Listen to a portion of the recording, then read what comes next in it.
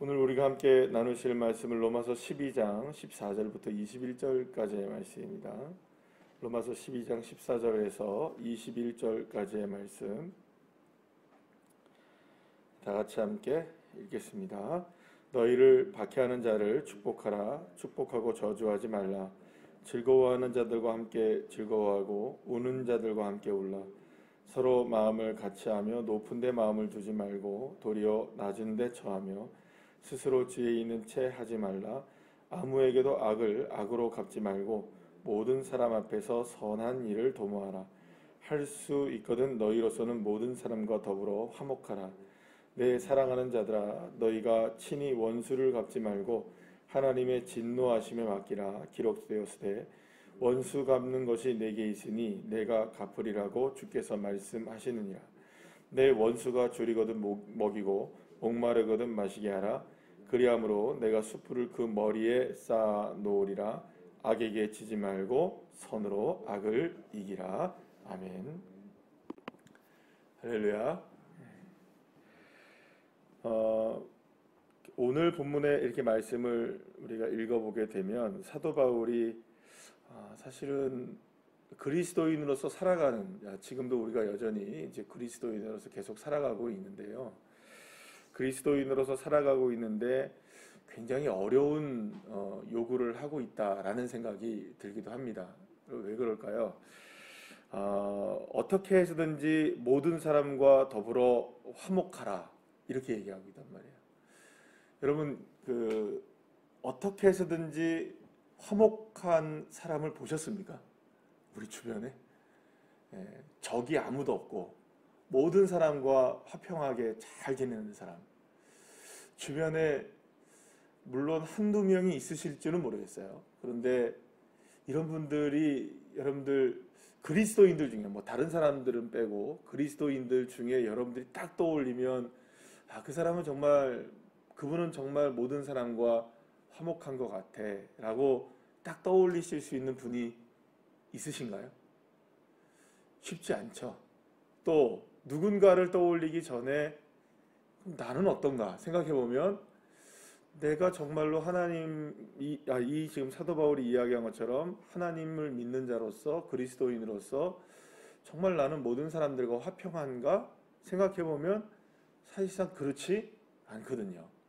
그러니까 우리 주변에서 이렇게 모든 사람들과 더불어 화평하고 사랑하는 사람, 그런 사람이 소개할 수 있는 사람도 별로 없는 것 같고, 그렇다고 내가 그런 것 같지도 않고,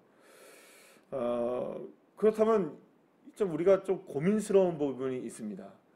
분명하게 성경에서는 지금 모든 사람과 더불어 화목하라 이렇게 얘기를 하는데, 이 이야기가 나의 삶에서도 사실은 지켜지지 않고 있고, 그리고 또 누군가에게, 그러니까 나는 실패할 수 있다고 그렇게 쳐도 좀 믿음 좋은 분들을 이렇게 보면은, 그러면 그분들에게는 이게 이루어져야 되는데 과연 그게 이루어지는가 생각해 보면, 우리가 소개할 수 있는 사람이 있는가 생각해 보면 또 그렇게 마땅한 분이 떠오르지는 않는다는 거예요.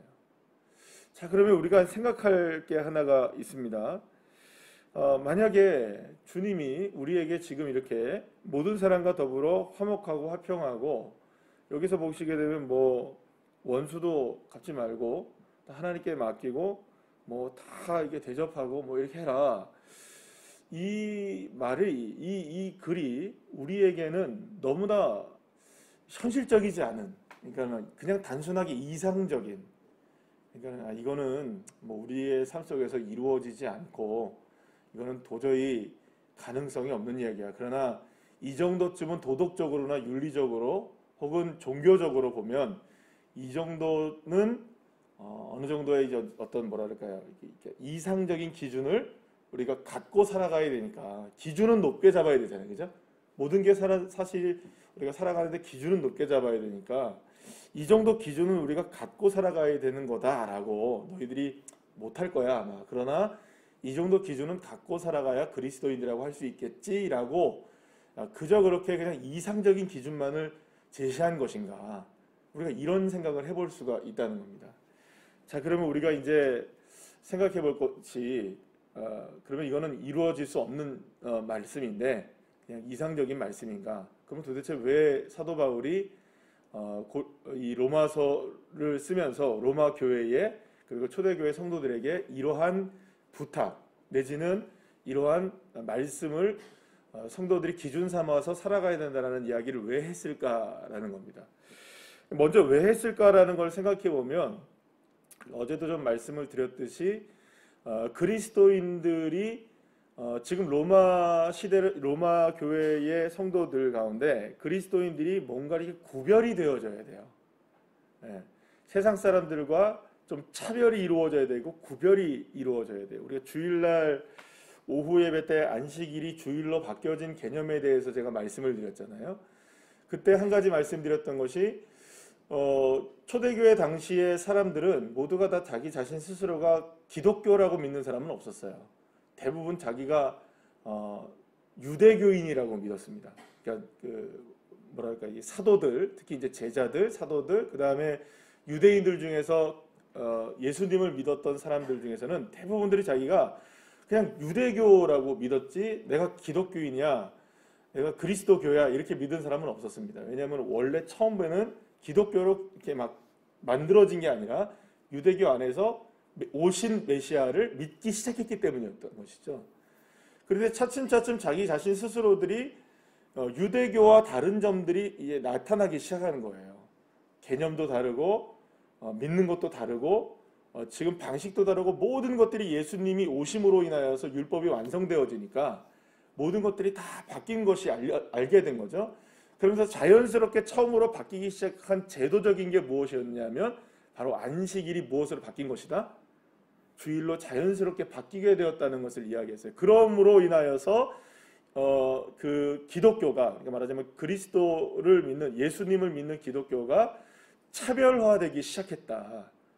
차별화되기 시작했던 거죠. 그러니까 외적으로 본다면은 주일 안식일이 주일로 바뀌면서 차별화가 시작되었고요. 예배의 형태에서도 그냥 단순하게 그 이스라엘 그러니까 유대교는 회당에 모여서 뭘 합니까? 누군가가 강론을 하고, 그죠?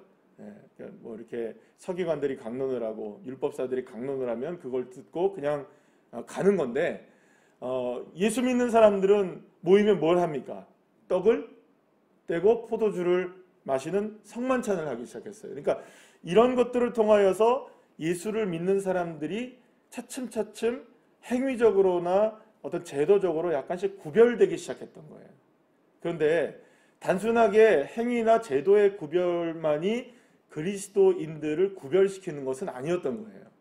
그래서 사도 바울은 굉장히 어려운 상황 가운데 있었던 로마 교회 성도들과 초대교회 성도들을 향해서 어제 말씀드린 것처럼 삶을 통하여서 정말로 구별되어져야 한다는 것을 말씀하기 시작했던 겁니다. 그러니까 이 사람을 딱 봤을 때 이 사람은 언어도 다르고 행동도 다르고 뭐가 달라.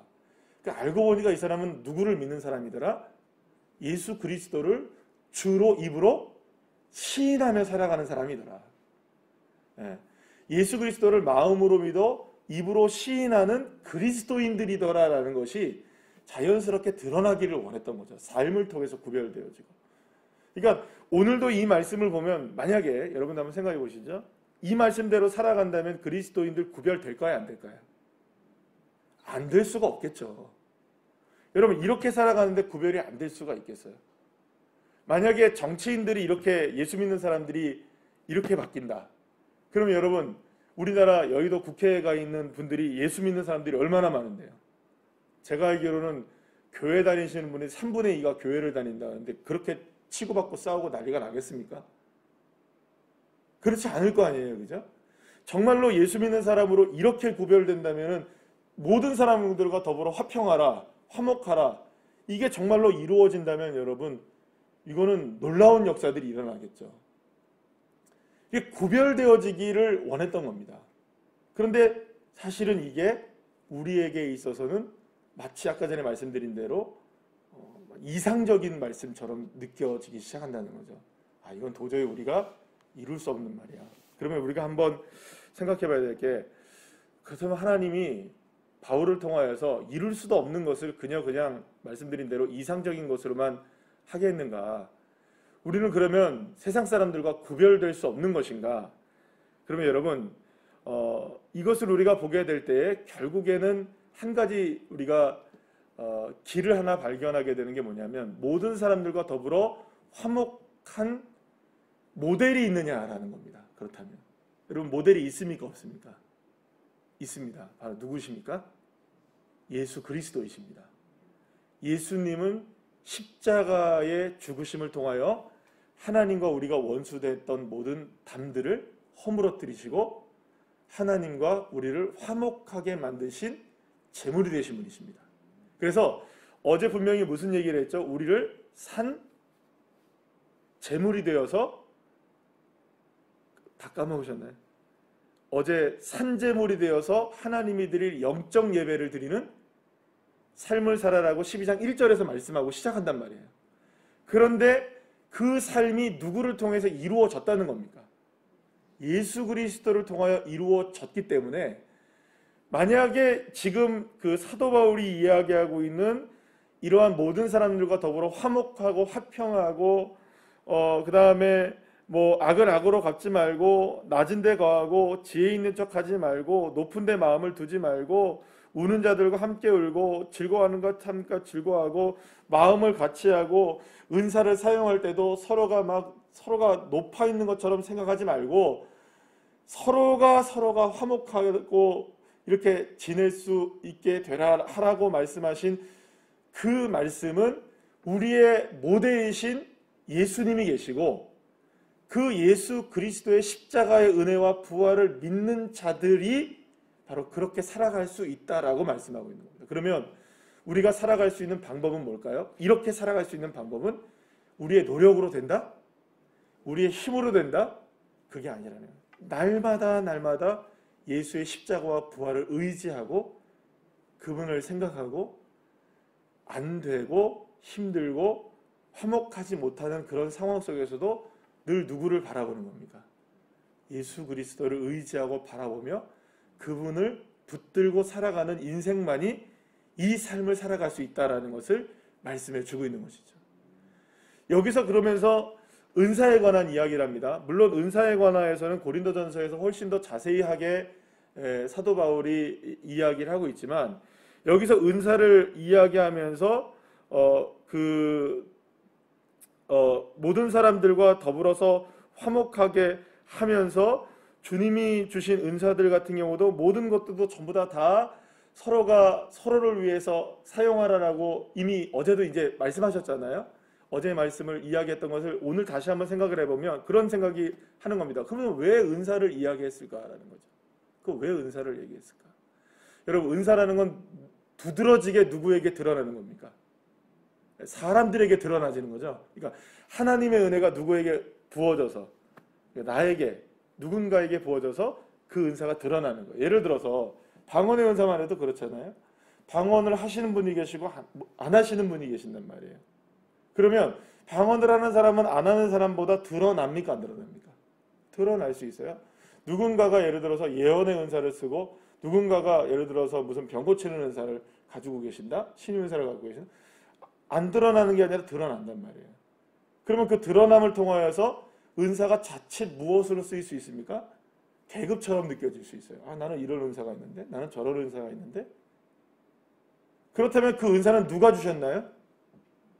하나님이 성령의 은혜 가운데 각 사람에게 알맞게 나눠주신 것이죠. 무엇을 하라고? 고린도전서의 말씀에 의하면 서로의 지체들을 잘 돌아보라고. 어제 말씀 중에도 그런 말씀이 나오잖아요.